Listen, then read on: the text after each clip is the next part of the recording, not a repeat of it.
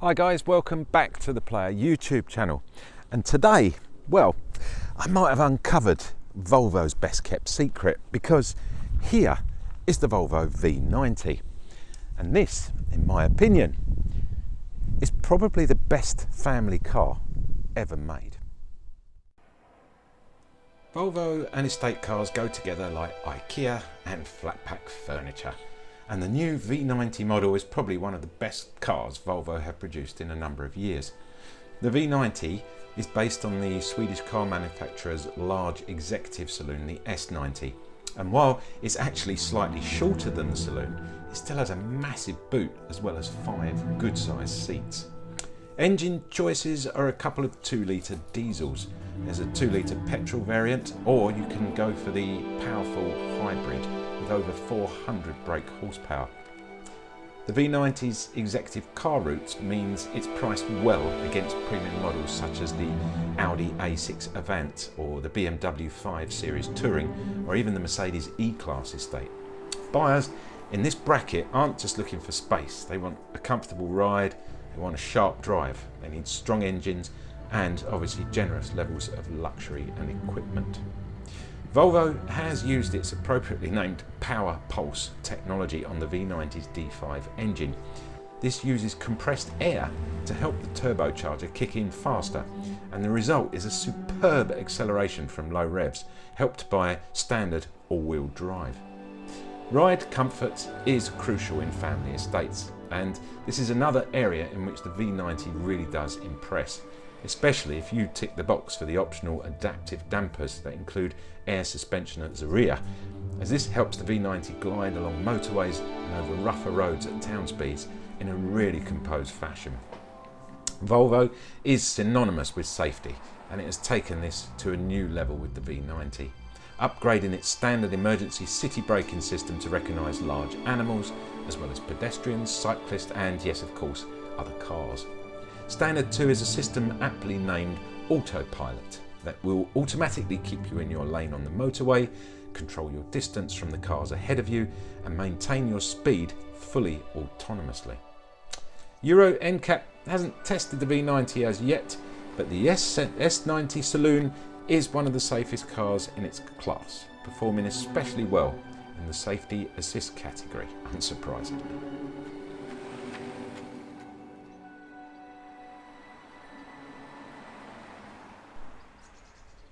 So there you have it, you've seen it out on the road, and it's a pretty good looking car.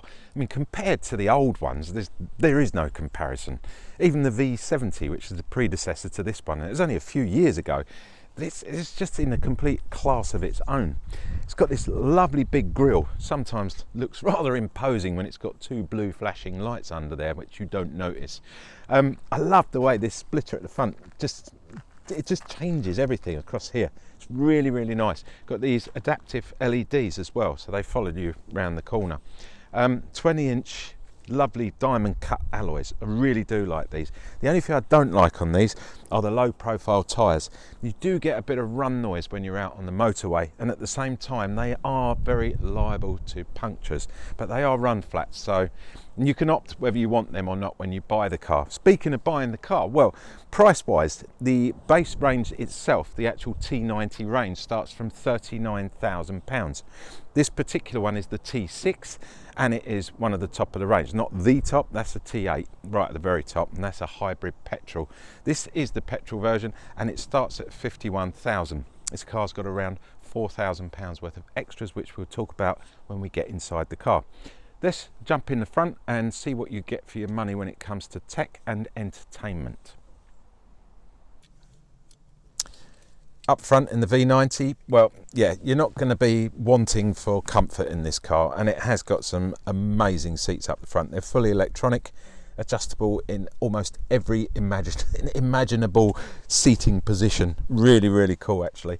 The only thing is you don't get an electronic steering adjustment, which it just makes the whole thing very, I don't know, it just hasn't got as much. You know, when you've got an electronic one, you get it just in that right position. This one's difficult. It's not the end of the world. Keyless electronic ignition, foot on the brake, turn the little start button like that. There you go. In the center here, a place to put your key, we think. might be for something else, but we're pretty sure it's where you put the key. I'm going to shut the door because I want you to see the whole surround in here, what it's like. Inside, well, there we go. Got a double cup holder, and we've got a 12-volt adapter there as well. That slides back neatly. Not too keen on this. A bit weird. Inside here, one of the smallest cubby boxes, glove box, whatever you want to call it. Really, really small. You wouldn't even get a mobile phone in there, so I don't see any use in that apart from putting some sunglasses in there. You've got a CD player there. You've got 2 USB ports in there. One of them is for your Apple Play. So make sure your one, if you're putting your phone in there, you're the driver and want your Apple Play on there, because if you get the passenger's Apple Play running, they'll have the say over what tunes are playing. Up here, speaking of tunes, well, this is the infotainment system. So it comes with DAB radio. You've also, with the Apple Play, you do get the Spotify, the tuned in, or you can just run it wirelessly from your Bluetooth adapter on your phone as well. So you don't need it necessarily plugged in to use those. Phone all built in as well. Let's take a quick look at the heating system. Very, very simple to use. So heated front seats, heated steering wheel, can turn on and off simply there. Adjustment here, up and down at the touch of a finger. I like that. It's nice and simple, very easy to use. The only thing I have noticed, it seems to have a mind of its own when it wants to switch on the auto. So I tend to put it into the manual mode. Makes it life a lot easier without getting argued who's turned the heating up and who's turned the heating down. Getting back to the steering wheel. Well, on the right hand side here we have voice recognition. We have a menu button down here, and then you can scroll either way and select from the center. It's a digital display because this is the R design. This is one of the top of the range cars. So you come with a digital display. You get a Bowers and Wilkins sound system as well, which is stunning, especially when you can change from studio setting to concert setting. The sound in here is superb. A few extra little buttons here, front rear screen. Sorry, didn't finish off on the steering wheel. Left hand side of the steering wheel. This is called the autopilot system. I'm going to talk a bit more about this when we're out on the road because it will make more sense. So we'll discuss that. But basically, it controls your cruise control, distance limiter between the car in front and yourself, and steering between the lanes as well. It's an incredible system, and when we all go autonomous, it'll just be amazing. Sitting up here, well, we've got the 8-speed gearbox. You've got flappy paddles, lighting on the left, wipers on the right, all the usual stuff. Got a massive glove box over here as well. So it's, it's a family car at the end of the day. And I do like the fact that I've driven hundreds of miles in this car and I can get out of it feeling like I've just driven down to the shops. Let's get round the back and see how many Alsatians and Labradors we can fit in there, because I'm pretty sure there's a lot of space back there. Round at the back of the V90, well, the good looks really do continue. I love this big sort of limo black glass, long sweeping back to it. You get a proper wash and wipe. I like the big aerofoil in the back. It houses a large brake light under there as well, because Volvo have always been one of the safest cars in the world. They put a lot of emphasis on their safety. Hence these massive grey LED rear lights as well, which are super bright at night. And you've got these two big exhaust tailpipes here, which sort of finish the whole thing off. Now the car you can buy with the optional extra of having the old swipe underneath like that. It does come standard with an electronic assisted tail lift. Inside here you get 560 litres of boot space, which is rather nice, and a nice parcel shelf, which isn't so bad when you can get it out. And what I found is this one is very easy to get out. All you have to do is slip inside like that and then gently lift it out, and it will come right out as easy as that. It comes with an optional dog guard as well. I'm going to put this out the way because sadly there isn't anywhere that I've found that you can put this that's that convenient. It does go in here and that will stay up. It's got, they've gone to the trouble of putting a little gas strut in here as well, which I find quite amazing. So you see what I mean? This is the problem with these things. They're all lovely and they're all nice when they work, but nowhere to put the damn things. I'm going to put it over here out the way.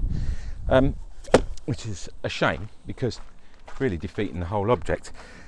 So under here you've got a bit of storage space, and you've also got another one here which clips up. This is really good actually, because you can put your shopping in here and it won't go flying everywhere.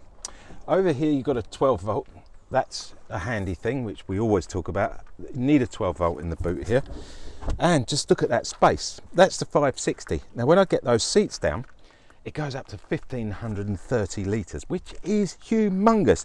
If you remember a few weeks ago, we actually reviewed the Nissan X-Trail, and I was ranting and raving how great the boot was on that, how much space. But this equally, it's slightly more than the X-Trail. It's mad. You get a first aid kit. That's rather handy as well. And to be honest with you, there's not a lot else in the back here. There's an optional extra if you're really, really lazy, of a couple of buttons over here and they drop the seats down. But in this particular car's case, we have to go around and drop the seats. So I'll do that now. You can watch in the back there. And yeah, why I was looking down there, I don't know. So we'll drop the seats, which are fairly easy. They've got a clip up here. So it's a 60-40 split. And this one, obviously, you can either go all the way over like so. And now you've got a lot of space. And the good thing about this car, when you get around the back here, the load level is absolutely flush. And these are really good scuff guards as well.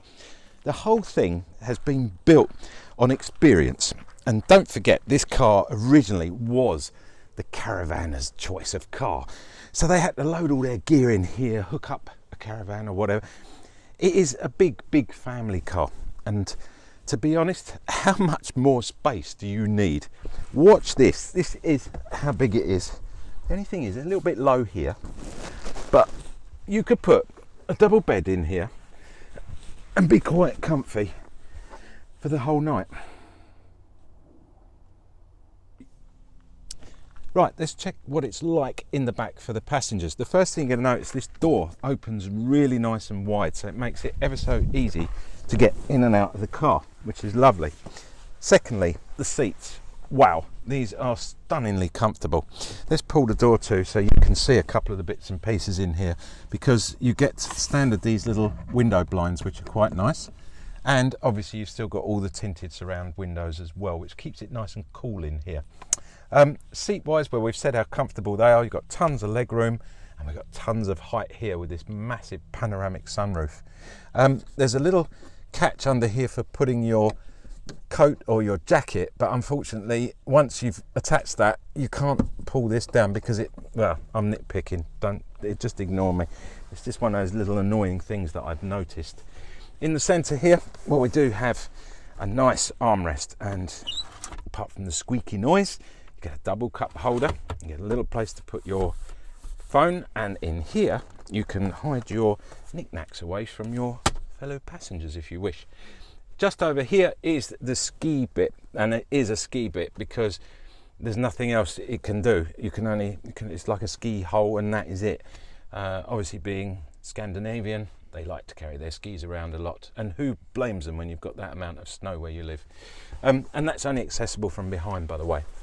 In the centre here, well, we do have quite a high transmission tunnel, so negotiating it can be a little bit awkward for the older person.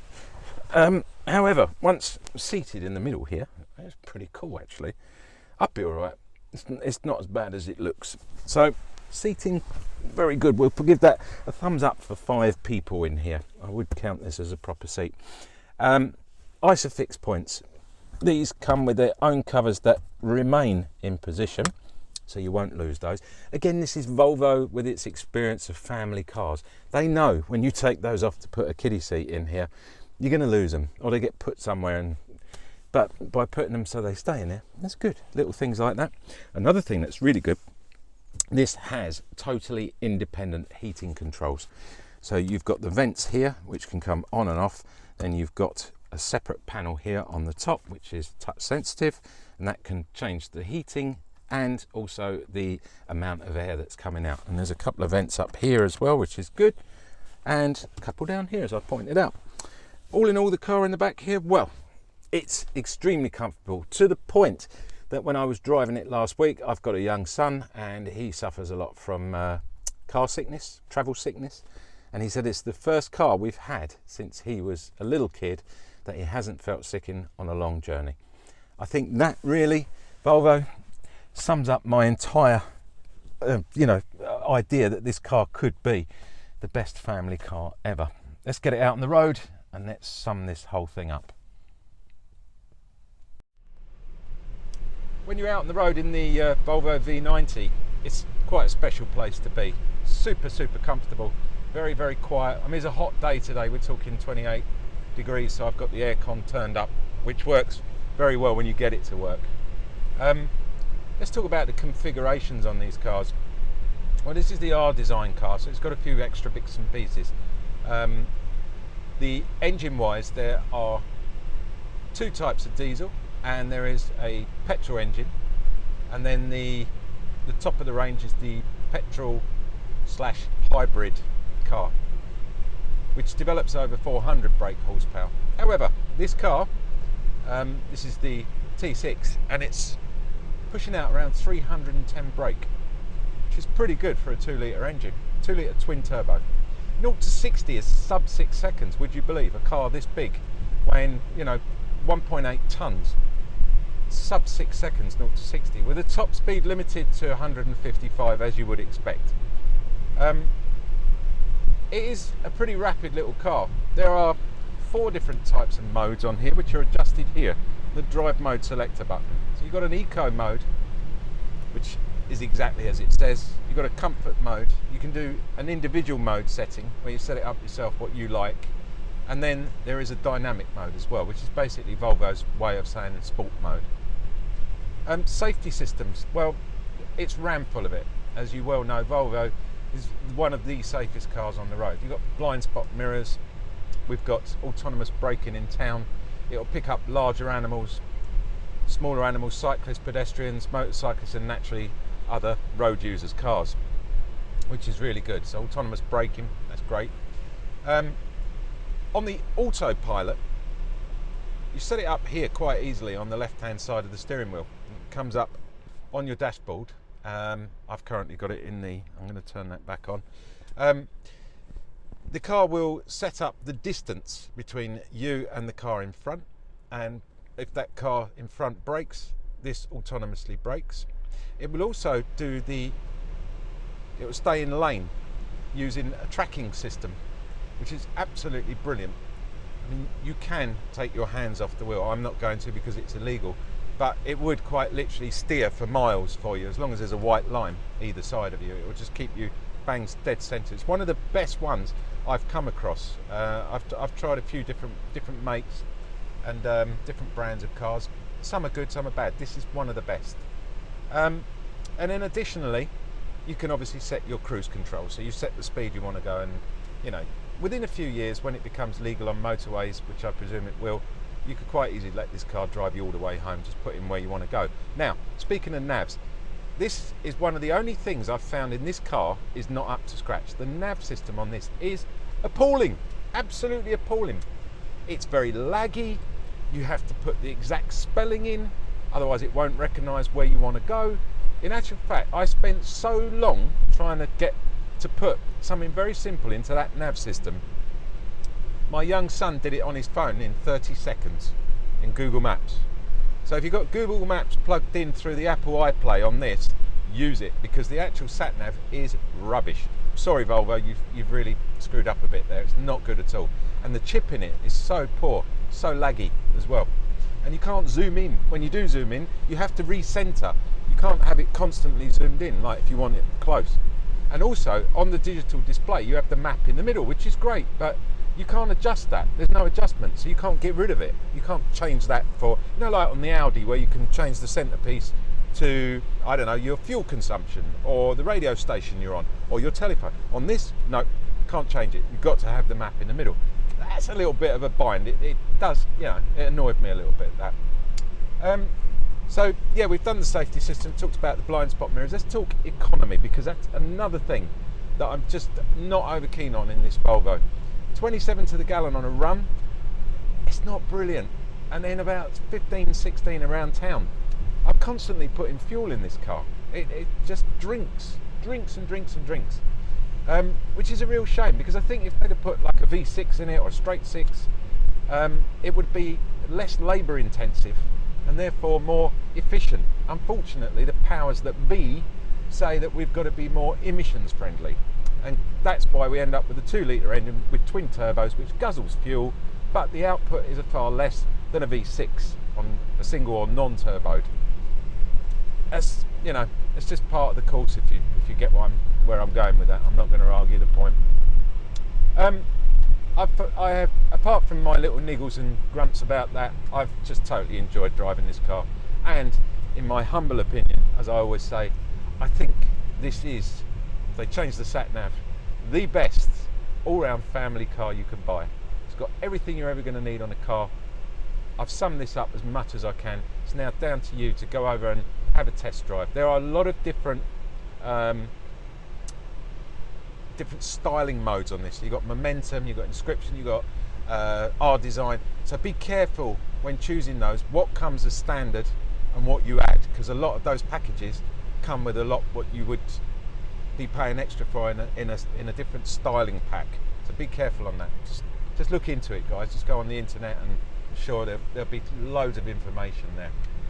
You've been watching me, AJ the Player. Thank you for watching. I hope you've enjoyed it. Don't forget, like, subscribe and comment at your peril, because I will reply to you. And I do enjoy your comments, actually. Really nice, thank you. I look forward to coming back next week with a supercar, one of my all-time favourites. We've got the Alfa Quadrifoglio Giulietta. And I said that with a lovely Italian accent because it's one of my favourite cars of all time. And I'm going to tell you a lot about that car, and I look forward to test driving it. And if you're interested, don't forget, come back and have a look next week. Take care, guys. Happy motoring.